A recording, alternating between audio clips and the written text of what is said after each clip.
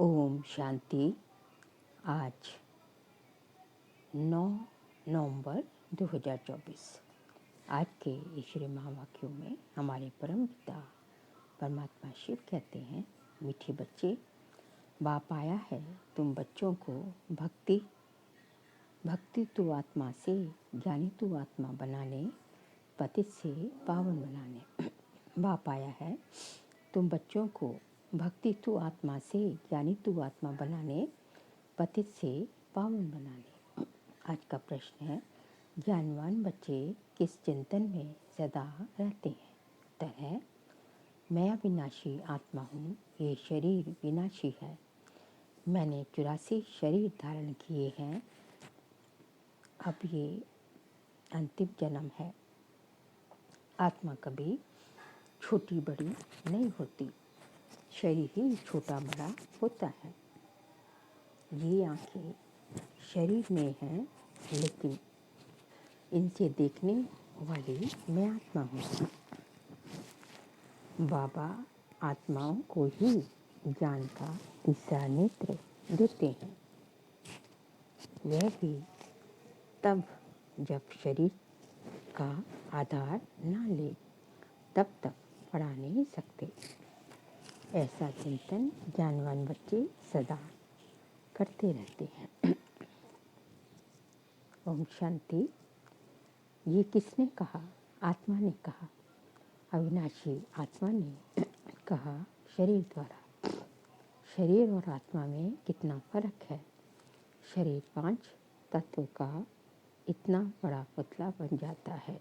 बल छोटा भी है तो भी आत्मा से तो जरूर बड़ा है। पहले तो एकदम छोटा पिंड होता है। जब थोड़ा बड़ा होता है तब आत्मा प्रवेश करती है। बड़ा होते होते फिर इतना बड़ा हो जाता है। आत्मा तो चैतन्य है ना। जब तक आत्मा प्रवेश ना करे तब तक पुतला कोई काम का नहीं रहता। कितना फर्क है। बोलने चालने वाली भी आत्मा ही है। वह इतनी छोटी सी बिंदी ही है। वह कभी छोटी बड़ी नहीं होती, विनाश को नहीं पाती। अब ये परम आत्मा बाप ने समझाया है कि मैं अविनाशी हूँ और ये शरीर विनाशी है। उनमें मैं प्रवेश कर पाठ बजाता हूँ। ये बातें तुम अभी चिंतन में लाते हो। आगे तो ना आत्मा को ना जानते थे, ना परमात्मा को जानते थे। सिर्फ कहने मात्र कहते थे, हे परम पिता परमात्मा।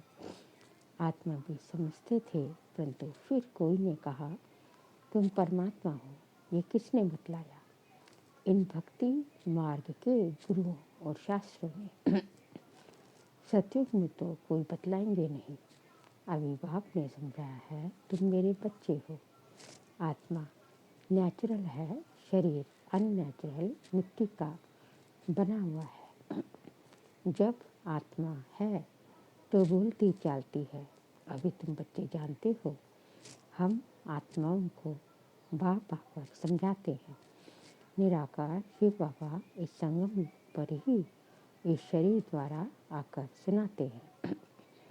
ये आंखें तो शरीर में रहती ही हैं। अभी बाप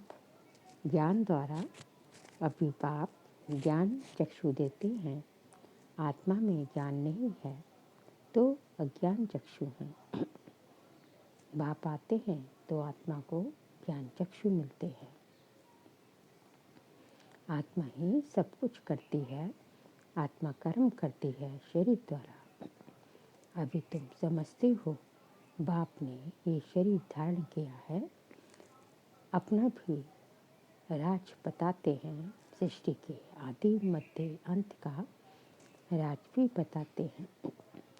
सारे नाटक का भी नॉलेज देते हैं। आगे तुमको कुछ भी पता नहीं था। हाँ, नाटक जरूर है। सृष्टि का चक्र फिरता रहता है, परंतु कैसे फिरता है ये कोई नहीं जानते हैं। रचयिता और रचना के आदि मध्य अंत का ज्ञान अभी तुमको मिलता है। बाकी तो सब है भक्ति। बाप भी आकर तुमको ज्ञानी तू आत्मा बनाते हैं। आगे तुम भक्ति तू आत्मा थे, तो आत्मा भक्ति करती थी। अभी तुम आत्मा ज्ञान सुनते हो। भक्ति को कहा जाता है अंधियारा। ऐसे नहीं कहेंगे। भक्ति से भगवान मिलता है। बाप ने समझाया है, भक्ति का भी पाठ है, ज्ञान का भी पाठ है। तुम जानते हो, हम भक्ति करते थे तो कोई सुख नहीं था। भक्ति करते धक्का खाते रहते थे, बाप को ढूंढते थे। अभी समझते हो, यज्ञ तप दान पुण्य आदि जो कुछ करते थे, ढूंढते ढूंढते धक्का खाते खाते तंग हो जाते हैं, तमो प्रधान बन जाते हैं। क्योंकि गिरना होता है ना, झूठे काम करना, छिछी होना होता है। पतित भी बन गए। ऐसे नहीं कि पावन होने के लिए भक्ति करते थे। भगवान से पावन बने बिगड़ हम पावन दुनिया में जा नहीं सकेंगे। ऐसे नहीं कि पावन बनने बिगड़ भगवान से नहीं मिल सकते। भगवान को तो कहते हैं आकर पावन बनाओ। पतित ही भगवान से मिलते हैं। पावन होने के लिए पावन से तो भगवान मिलता नहीं। सतयुग में थोड़े ही इन लक्ष्मी नारायण से भगवान मिलता है। भगवान आकर के तुम पतितों को पावन बनाते हैं और तुम ये शरीर छोड़ देते हो। पावन तो इस तमो प्रधान पतित सृष्टि में रह नहीं सकते। बाप तुमको पावन बनाकर गुप्त गुम हो जाते हैं। उनका पाठ ही ड्रामा में वंडरफुल है। जैसे आत्मा देखने में आती नहीं है, बल साक्षात्कार होता है तो भी समझ ना सके, और तो सबको समझ सकते हैं। ये फलाना है, ये फलाना है, याद करते हैं। चाहते हैं फलाने का चैतन्य में साक्षात्कार हो, और तो कोई मतलब नहीं। अच्छा, चैतन्य में देखते हो फिर क्या? साक्षात्कार हुआ फिर जो गुम हो जाएगा, फिर तो गुम हो जाएगा। आधा कल्प क्षणभंगुर सुख की आश पूरी होगी, उसको कहा जाएगा आधा कल्प आधा काल क्षणभंगुर सुख। साक्षात्कार की चाहना थी, वह मिला। बस यहाँ तो मूल बात है पतित से पावन बनने की। पावन बनेंगे तो देवता बन जाएंगे, अर्थात स्वर्ग में चले जाएंगे। शास्त्रों में तो कल्प की आयु लाखों वर्ष लिखती है। समझते हैं कलयुग में अजून 40,000 वर्ष पड़े हैं। बाबा तो समझाते सारा कल्प ही 5,000 वर्ष का है। तो मनुष्य अंधियारे में है, उसको कहा जाता है घोर अंधियारा। ज्ञान कोई में है नहीं। वह सब है भक्ति। रावण जब से आता है तो भक्ति थी, भक्ति भी उसके साथ है। और जब पाप आते हैं तो उनके साथ ज्ञान है। बाप से एक ही बार ज्ञान का वर्षा मिलता है, घड़ी घड़ी नहीं मिल सकता। वहाँ तो तुम कोई को ज्ञान देते नहीं। कहाँ सतयुग में दरकार ही नहीं। ज्ञान उनको मिलता है जो ज्ञान में है। बाप को कोई भी जानते ही नहीं। बाप को गाली दे बिगर कोई बात ही नहीं करते। ये भी तुम बच्चे अभी समझते हो। तुम कहते हो ईश्वर सर्वव्यापी नहीं है, वह हम आत्माओं का बाप है, और वह कहते कि नहीं, परमात्मा टिक्कर बिस्तर में है। तुम बच्चों में अच्छी तरह समझा है, भक्ति बिल्कुल अलग चीज है। उनमें जरा भी ज्ञान नहीं होता। समय ही सारा बदल जाता है। भगवान का भी नाम बदल जाता है, फिर मनुष्यों का भी नाम बदल जाता है। पहले कहा जाता है देवता, फिर क्षत्रिय, वैश्य, शूद्र। वह देवी गुणों वाले मनुष्य हैं, और ये है आसुरी गुणों वाले मनुष्य, बिल्कुल शुचि हैं। गुरु नानक ने भी कहा है, अशांख योग चोर। मनुष्य कोई ऐसा कहे तो उसको झट कहेंगे, तुम ये क्या गाली देते हो।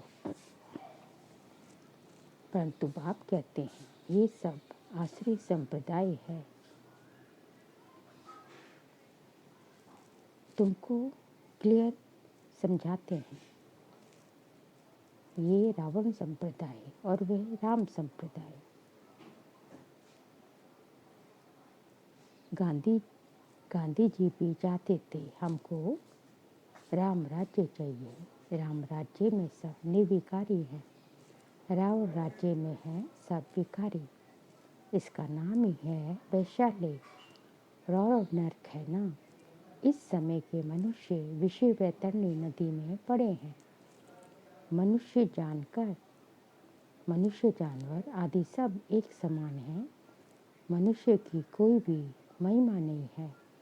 5 विकारों पर तुम बच्चे जीत पाकर मनुष्य से देवता पद पाते हो। बाकी सब खत्म हो जाते हैं। देवताएं सतयुग में रहते हैं, अभी इस कलयुग में असुर रहते हैं। असुरों की निशानी क्या है? 5 विकार। देवताओं को कहा जाता है संपूर्ण निर्विकारी, और असुरों को कहा जाता है संपूर्ण विकारी। वह है 16 कला संपूर्ण, और यहाँ 9 कला। सबकी कला काया चट हो गई है। अब यह बाप बच्चों को बैठ समझाते हैं। बाप आते भी हैं पुरानी आसुरी दुनिया को चेंज करने। रावण राज्य वैशाली को शिवालय बनाते हैं। उन्होंने तो यहाँ ही नाम रख दिए त्रिमूर्ति हाउस, त्रिमूर्ति रोड। आगे थोड़ी ही ये नाम थे। अब होना क्या चाहिए? ये सारी दुनिया किसकी है? परमात्मा की है ना। परमात्मा की दुनिया है जो आधा कल्प पवित्र, आधा कल्प अपवित्र रहती है। क्रिएटर जो बाप को कहा जाता है ना, तो उनकी ही ये दुनिया हुई ना। बाप समझाते हैं मैं ही मालिक हूँ, मैं बीज रूप चैतन्य ज्ञान का सागर हूँ। मेरे में सारा ज्ञान है और कोई में नहीं है। तुम समझ सकते हो इस सृष्टि चक्र के आदि मध्य अंत का नॉलेज बाप में ही है। बाकी तो सब है गपोरे। मुख्य गपोरा बहुत खराब है, जिसके लिए बाप उलाहना देते हैं। तुम मुझे टिक्कर बित्तर कुत्ते बिल्ली में समझ बैठे हो। तुम्हारी क्या दुर्दशा हो गई है। नई दुनिया के मनुष्य और पुरानी दुनिया के मनुष्यों में रात दिन का फर्क है। आधा कल्प से लेकर अपवित्र मनुष्य बाकी पवित्र देवताओं को माथा टेकते हैं। ये भी बच्चों को समझाया है। पहले पूजा होती है शिव बाबा की। जो शिव बाबा ही तुमको पुजारी से पूज्य बनाते हैं। रावण तुमको पूज्य से पुजारी बनाते हैं। फिर बाप ड्रामा प्लान अनुसार तुमको पूज्य बनाते हैं। रावण आदि ये सब नाम तो है ना। दशहरा जब मनाते हैं तो कितने मनुष्यों को बाहर से बुलाते हैं, परंतु अर्थ कुछ नहीं समझते। देवताओं की कितनी निंदा करते हैं। ऐसी बातें तो बिल्कुल है नहीं। जैसे कहते हैं ईश्वर नाम रूप से न्यारा है, अर्थात नहीं है, वैसे ये जो कुछ खेल आदि बनाते हैं वह कुछ भी है नहीं। ये सब है मनुष्यों की बुद्धि। मनुष्य मत को आसुरी मत कहा जाता है। यथा राजा रानी तथा प्रजा सब ऐसे बन जाते हैं। इसको कहा ही जाता है डेविल वर्ड। सब एक दो को गाली देते रहते हैं तो बाप समझाते हैं, बच्चे जब बैठते हो तो अपने को आत्मा समझ बाप को याद करो। तुम अज्ञान में थे तो परमात्मा को ऊपर में समझते थे।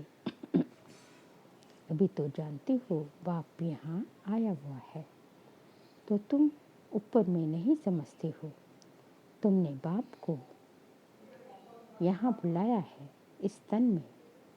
तुम जब अपने अपने सेंटर्स पर बैठते हो तो समझेंगे शिव बाबा मधुबन में इनके तन में है। भक्ति मार्ग में तो परमात्मा को ऊपर में मानते थे। भगवान अभी तुम बाप को कहाँ याद करते हो? क्या बैठ कर करते हो? तुम जानते हो ब्रह्मा के तन में है तो जरूर यहाँ याद करना पड़ेगा। ऊपर में तो है नहीं, यहाँ आया हुआ है।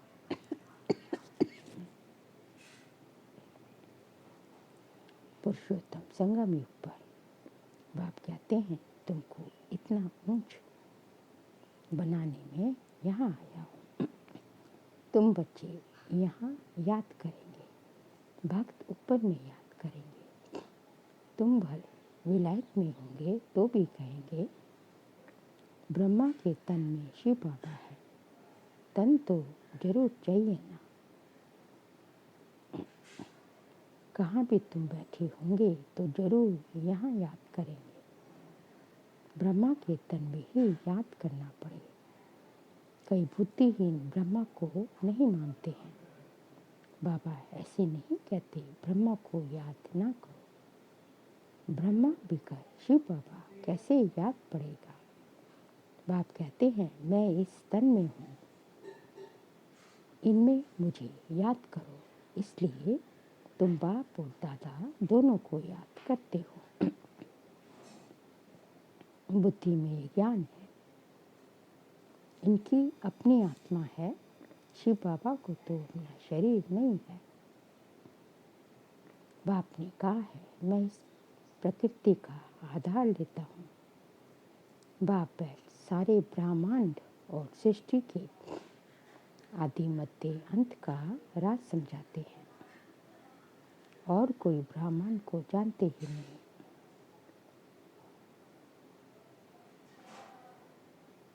ब्रह्म जिसमें हम और तुम रहते हो, सुप्रीम बाप नॉन सुप्रीम आत्माएं रहने वाली उस ब्रह्म लोक शांति धाम की है।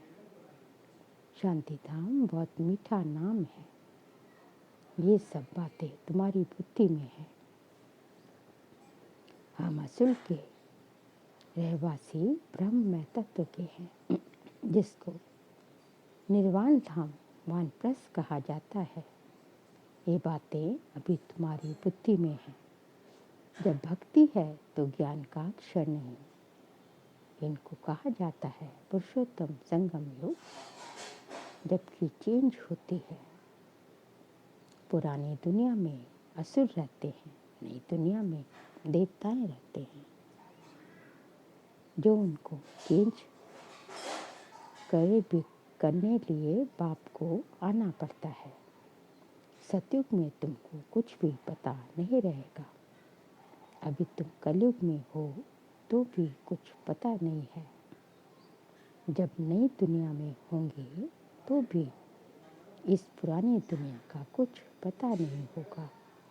अभी पुरानी दुनिया में हो तो नई का मालूम नहीं। नई दुनिया कब थी पता नहीं। ये तो लाखों वर्ष कह देते हैं। तुम बच्चे जानते हो बाप इस संगम युग का ही तुम बच्चे जानते हो बाप इस संगम युग पर ही कल्प आते हैं। आकर इस वैरायटी झाड़ का राज समझाते हैं। और ये चक्र कैसे फिरता है ये भी तुम बच्चों को समझाते हैं। तुम्हारा धंधा ही है ये समझाने का। जब एक एक को समझाने से तो बहुत टाइम लग जाए, इसलिए अभी तुम बहुतों को समझाते हो। बहुत समझते हैं। ये मीठी मीठी बातें फिर बहुतों को समझानी है। तुम प्रदर्शनी आदि में समझाते हो ना। अब शिव जयंती पर और भी अच्छी रीति बहुतों को बुलाकर समझाना है। खेल की ड्यूरेशन कितनी है तुम तो एक्यूरेट बताएंगे।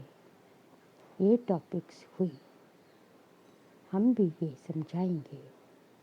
तुमको बाप समझाते हैं ना जिससे तुम देवता बन जाते हो। जैसे तुम समझकर देवता बनते हो वैसे औरों को भी बनाते हो। बाप ने हमको ये समझाया है।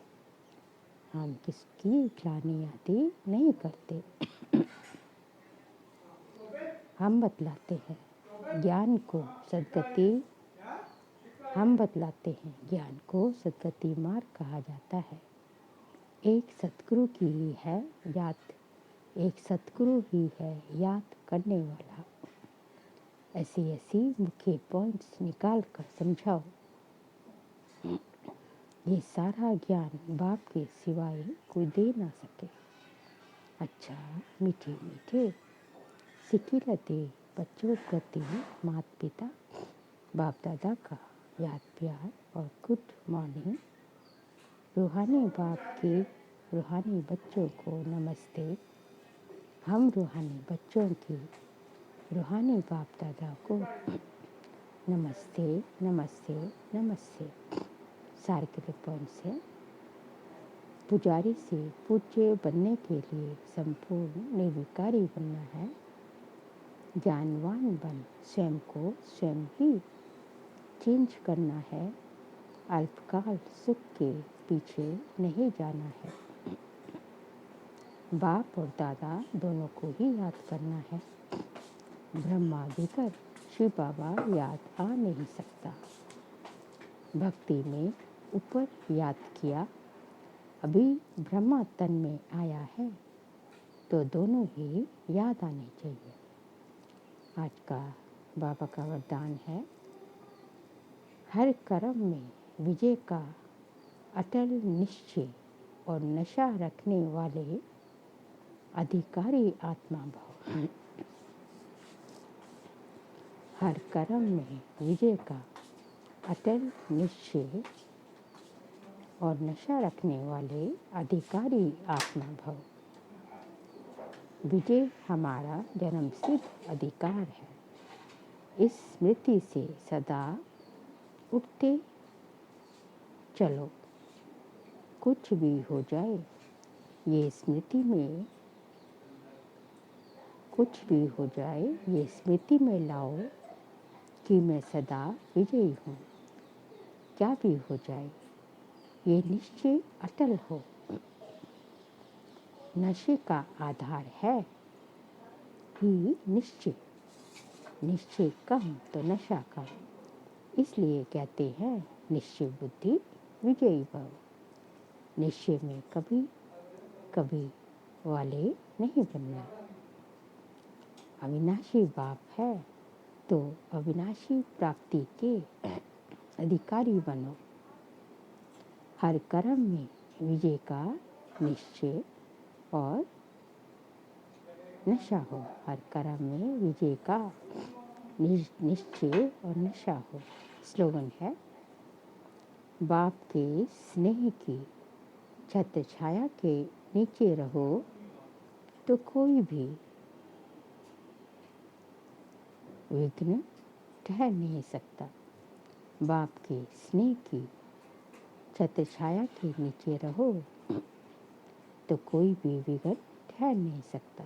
बाबा कहते हैं, यदि बाबा साथ है और बाप के स्नेह की, बाप के प्यार की छत्र छाया है, तो वहाँ जो है उस छत्र छाया के नीचे कोई भी विघ्न ठहर नहीं सकता। विघ्न आएगा और विघ्न जाएगा।